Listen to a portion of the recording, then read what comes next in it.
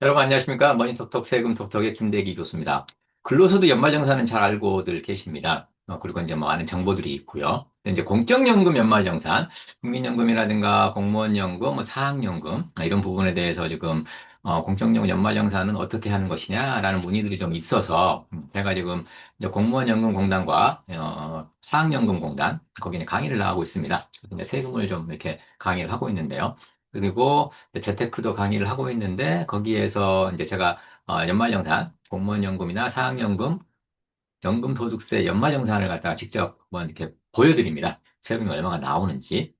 그래서 세금이 얼마가 나오고 그 다음에 이 세금이 나오는 금액을 또 절세할 수 있는 방법이 있습니다. 안 낼 수 있는 방법들이 있는데 그 부분에 대해서 조금 말씀드리는 부분이 있는데 오늘은 이 공무원연금이나 사학연금이 연말정산을 했을 때 내가 1년 동안에 내야 되는 세금이 얼마인지 이런 것들이 또 어떻게 해서 그 세금을 내게 되는지 하는 부분들만 좀 알아보고요. 또 다음 시간에 기회가 되면 그 부분을 또 절세할 수 있는 부분에 대해서도 좀 알아보도록 하겠습니다. 그래서 공무원연금이나 사학연금이 연금소득세는 과연 얼마가 나오느냐? 라는 부분들을 한번 보도록 하겠습니다.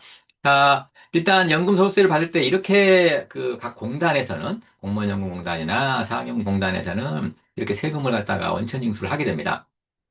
보통 25일 날 이제 연금이 지급이 되는데요. 연금을 지급하는 날 그 금액에 따라서 네, 연금소득세를 원천징수를 하게 됩니다. 이거 세금이기 때문에 이제 각각의 공단에서는 이 세금을 국세청에다가 납부해야 되겠죠. 언제까지? 다음 달 10일까지 납부를 합니다. 그리고 납부를 하면서 원천징수 이행 상황 신고서를 작성을 하고요. 그다음에 그 원천징수된 세금은 납부를 하게 됩니다. 원천사 이행 상황 신고서가 뭔지 이따가 한번 그건 같이 보겠습니다만. 그다음에 또 이제 2월 달에 또 25일 날 되면은 연금도 지급하겠죠.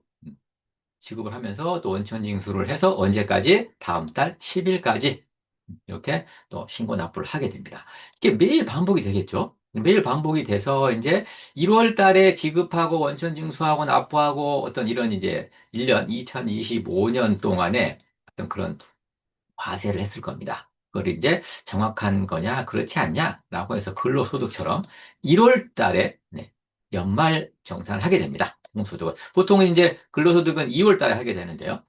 연금소득은 이제 공단에서 이게 지급하는 금액이라든가 원천 징수한 금액이 명확하기 때문에 또 이제 보통 그런 이 소득공제나 세액공제 이렇게 넣는 것이 많지가 않습니다. 근로소득처럼. 그래서 그런 자료가 그렇게 필요한 자료들이 많지 않기 때문에 1월 25일 날 연말정산을 해주게 되는데 보통은 이제 인적공제, 본인의 인적공제만 넣어가지고 하게 됩니다. 자, 그랬을 때 이제 세금이 얼마 나오는지 알 수 있겠죠. 그리고 이제 이 소득을 연말정산을 해서 이 홍길동이라는 사람이 주민등록번호가 뭔데? 이 사람한테 우리가 얼마를 지급을 했고 지금 세금을 연말정산했더니 이렇게 됐다. 그래서 연말정산을 했으니까 이제 추가적으로 납부하거나 네, 그다음에 환급받겠죠. 그 금액을 지급명세서라는 걸 제출하게 되는데요. 그거는 2월 28일까지 연금소득 연말정산한 것에 대한 지급명세서 또 원천징수 영수증이라고도 하죠. 이런 것을 제출을 국세청에 하게 됩니다. 그리고 연금소득 이거밖에 없다 내가 네, 공적연금밖에는 없다 그러면은 별도로 뭐 종합소득 신고를 하실 필요는 없습니다. 그렇지만 이제 이 소득과 또 다른 소득이 있을 수 있겠죠. 뭐 임대소득이라든가 금융소득이라든가 또 어떤 뭐 프리랜서로서 활동을 하고 계신다면 그런 소득이 있다면 5월 달에 네, 종합소득세 신고를 해 주셔야만 합니다. 네. 그래서 자, 그러면 연금소득 연말정산을 하고 지급명세서라는 거 제출을 갖다가 한다 그랬죠. 그리고 원천뉴스 이행상황 신고서도 이렇게 신고 납부를 한다 그랬는데 이거 잠깐 보고 가겠습니다. 자, 공무원연금공단에서 네, 이 연금소득세를 지급을 할 때 원천징수를 하게 되는데 원천징수 이행 상황, 연금소득 매월 공적연금을 지급을 할 때 인원이 몇 명, 총 지급액은 얼마고 소득세는 얼마다라고 네. 주민등록번호가 안 들어가네요. 주민등록번호가 안 들어가서 정확하게 하려면 이제 연말정산을 해야 된다라는 의미가 되겠죠. 그래서 이렇게 일단 원천징수 이행상황 신고서를 신고하고 납부를 하게 됩니다. 그리고 이제 연말정산을 했어요. 그래서 연말정산은 어떻게 하느냐? 네, 이렇게 합니다. 이제 연말정산 하고 나서 원천징수 영수증을 교부를 해야 되는데, 이제 지급 명세서를 국세청에다가 지급한다는 의미도 있다고 했죠. 이렇게 해서, 자, 지금, 법인명은 공무원연금공단이 되겠고요. 그다음에, 소득자는 홍길동인데, 자, 이 사람은 얼마를 지급했냐? 네, 3,600만 원을 지급을 했답니다. 3,600만 원을 지급을 하고, 여기 보니까 연금 제외소득이라고 있네요. 이 연금 제외소득은 2001년 12월 31일 이전에 그 연금을 납입하신 부분은 연말정산에서 그 연금보험료 공제라고 공제 혜택을 주지 않았었습니다.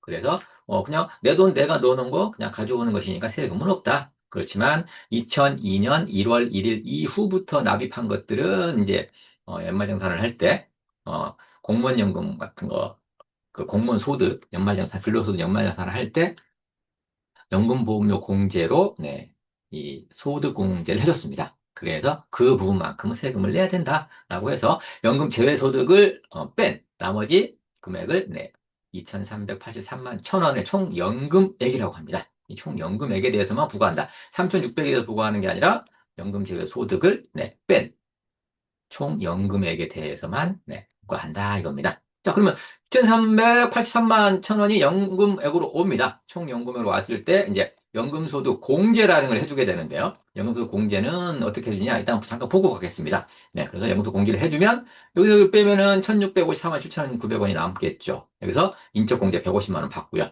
그래서 150만 원을 빼면 네, 1,544만 7,900원이네요. 여기에서 이제 세금을 계산했더니 1,500만 원 이하니까 약간 넘네요. 네. 15%가 적용이 돼서 산출세액은 99만 7,180원이 나오는데 여기서 보면은 표준세액공제라고 이제 7만 원을 공제해 줍니다. 왜냐하면 다른 추가적으로 인적공제 빼놓고 소득공제나 세액공제 한 게 없기 때문에 기본적으로 표준세액공제 7만 원을 해주게 됩니다. 그러면 내야 될 세금이 얼마냐? 92만 7,180원입니다. 근데 92만 7,180원인데 이미 원천징수한 게 있었었죠. 그게 얼마입니까? 기납부세 92만 5,680원. 거의 비슷합니다. 왜? 인적공제 150만 원을 공제한다고 하고 표준세액공제 7만 원을 공제한다는 가정하에 원천징수 금액을 그렇게 산출을 해 놓은 듯합니다. 그래서 서로 주고받을 게 없게끔. 그럼 국세청에는 결국 얼마가 간다는 얘기입니까? 네. 92만 7,180원이 세금을 내야 하는 그런 결과다. 이렇게 말씀드릴 수가 있겠죠. 자, 이렇게 이제 원천 징수를 해서 원천 영수증을 주게 되는데, 이건 이따 다시 한번 보겠습니다. 자세하게 어떻게 계산이 되는지를. 그 다음에 연금소득 공제를 해준다 그랬죠? 연금소득 공제는 이제 총 연금액이 얼마냐에 따라서, 총 연금액은 이제 연금 제외소득을 뺀 금액이라 그랬죠? 이 금액 350만 원 이하다 그러면 350만 원 이하 전체를 다 빼부져 버립니다. 그럼 세금이 없겠죠? 그리고 700만 원 이하는 350만 원에다가 350만 원 초과하는 금액에다가 40%를 곱하는 거고요. 1,400만 원 이하다. 1,400만 원 초과다. 이렇게 계산을. 그럼 상식이니까요. 뭐 우리가 어려워할 필요는 없을 것 같습니다. 그리고 총 연금액이 그러면 뭐 1억을 받았다. 예를 들어서 그렇게 뭐 주진 않겠지만요. 그러면은 굉장히 높아지겠죠. 한도가 있습니다. 총 공제액은 900만 원을 넘어갈 수가 없다. 벌써 여기서 630만 원, 1,400만 원을 초과하면 630만 원은 일단 공제가 되죠. 그래서 900만 원은 넘어갈 수가 없다라고 하는 거고요. 자, 그렇다면 우리가 이제 원천징수 받고요. 그다음에 원천징수 영수증 받지 않습니까? 연말정산 어떻게 하는지 보겠습니다. 이렇게 연말정산을 해줍니다. 자, 연금소득 연말정산 어떻게 해주느냐? 자, 이분이 예를 들어서 공무원분이라는 가정하에, 뭐 사학연금도 마찬가지입니다만, 1990년 1월 1일 날 임용이 돼서 2025년 뭐 올해 6월 30일 날 퇴사를 한다. 퇴직, 은퇴를 하신다라고 가정해 보겠습니다. 그러면 1990년도 1월 1일부터 2025년 6월 30일까지는 총 35년 6개월 동안 근무하신 게 됩니다. 그래서 이제 얼마를 받느냐는 이따가 정하면 되고요. 이 중에 2002년 1월 1일 이후 2001년 12월 31일 이전 건은 세금이 없다고 했지 않습니까? 그래서 2002년 1월 1일 이후, 네, 그 기간 따져 보니까 23년 6개월분입니다. 그러면은 이 총 연금 받는 것에서, 네, 총 35년 동안 이걸 받는 건데, 총 연금을 받는 건데, 여기에서 23년치만 세금 계산하겠다, 이겁니다. 그래서 안분 계산하게끔 되어 있습니다. 23년치는, 이 총 연금액, 세금을 내야 되는 금액으로 가고요. 그다음에 한 12년 정도는 연금 제외소득으로 가게 됩니다. 안분소득으로요. 지금 보통 보면은 이제 1990년에서 2025년까지 근무를 한 35년 하시면은 아마 연금 소득이 월 한 300 정도 되시는 것 같습니다. 월 300 정도. 300에서 한 300, 400 사이 되는 것 같습니다만 일단 한 300 정도로 잡고요. 그러면 1년간 3,600을 수령할 거 아니겠습니까? 근데 1년 동안 3,600을 수령을 하지만 여기 23년치만 세금 계산을 하고 여기 12년치는 세금 계산을 안 한다. 나눠진다는 거예요. 이게 연금 제외소득과 총 연금액으로. 그러면 총 연금액에 대해서만 부과하지 않습니까? 그럼 총 연금액이 이쪽으로 옵니다.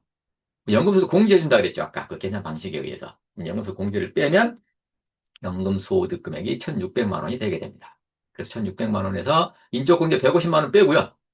1,500이 남았을 때 세율 곱하고 산출세액이 나오면 여기에서 세액공제 7만 원, 표준세액공제를 7만 원을 해주게 되면 아까 우리가 계산해 봤었던 92만 7,180원 이거를 이, 이 내야 되는 세금이 나온다. 그럼 이제 기납부세액이 있었지 않았습니까? 92만 5천 원을 갖다가 기납부세액이 다 발생을 하는데 이건 어떻게 매월 300만 원씩 지급을 할 때 세금을 띈다 그랬죠.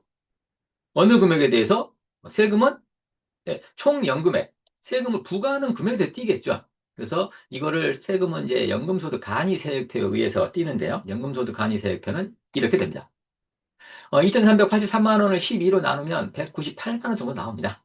198만 원 정도 나왔을 때 198만 원을 받았는데 내가 공제대상 가족 수가 나 혼자다. 아까 150만 원 공제 받았었죠. 혼자다 그러면 198만 원을 받았을 때 나 혼자다 그러면 77,140원을 내게 됩니다. 그럼 77,140원을 원천징수 당했으니 연간 95만 5,680원을 이미 원천징수 되어 있다. 라고 이렇게 계산이 된다는 겁니다. 물론 부양가족 수가 많으면 점점 줄어들겠죠. 꼭 92만 5천 원이 아니라 줄어들 겁니다. 줄어들지만 일단 한 명이라는 가정하에 지금 92만 5,680원을 원천징수를 했다. 그래서 이 원천징수 금액과 결정세액을 비교해보니 뭐 1,500원 더 내네요.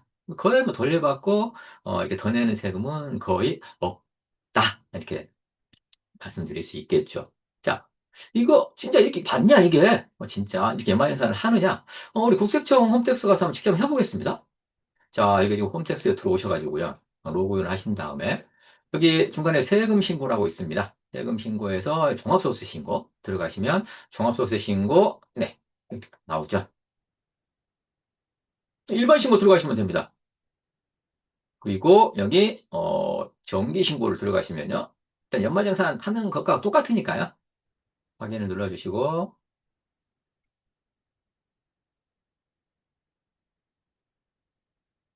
지금 그 5월 달이라 접속자가 좀 꽤 있는 듯 합니다. 네, 그래서 새로 작성하겠습니다.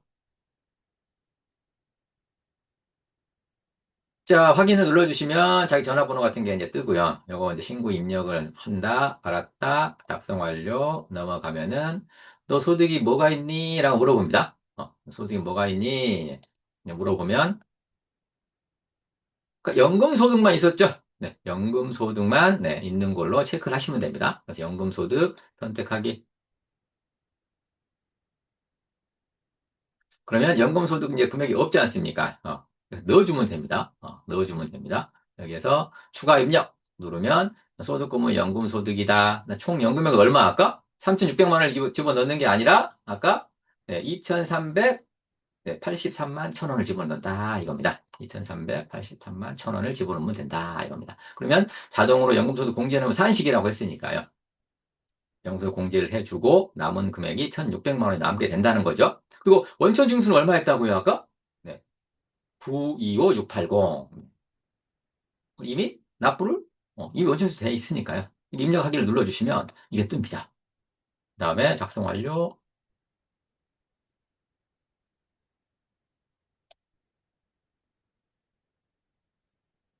연금소득 금액이 이렇게 나오고요. 이제 넘어가시게 되면, 결손금은 없으니까 넘어가겠습니다. 소득공제 150만 원을 받았다. 라고 하는 것입니다. 이건 뭐 더 추가적으로 넣을 것이 있으면 넣으면 됩니다만 150만 원만 받았다는 가정하에 넘어가 보겠습니다.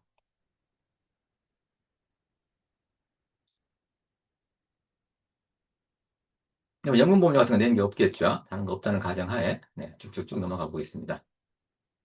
쭉쭉쭉 넘어가 보겠습니다. 약간 인적공제만 받았기 때문에 쭉쭉쭉 넘어가게 되면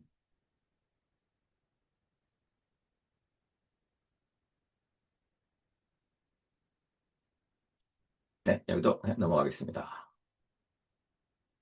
여기도 네, 넘어가겠습니다. 기부금 넘어가겠습니다. 네. 그리고 표준세액 공제에 7만 원이 들어가죠. 네, 공제받은 게 없기 때문에 인적공제 이외에는 네, 소득공제나 세액공제 받은 게 없기 때문에 7만 원을 표준세액공제 해주게 됩니다. 여기 세액공제 2만 원이 들어가는데요. 2만 원은 어차피 이제 전자신고를 했을 때 들어가는 것이니까요. 그게 신경 안 써도 될 것 같고요. 자, 그러면 얼마를 갖다가 내야만 하느냐?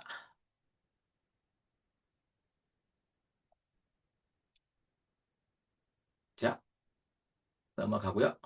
드디어 네, 작성하지 않겠습니다.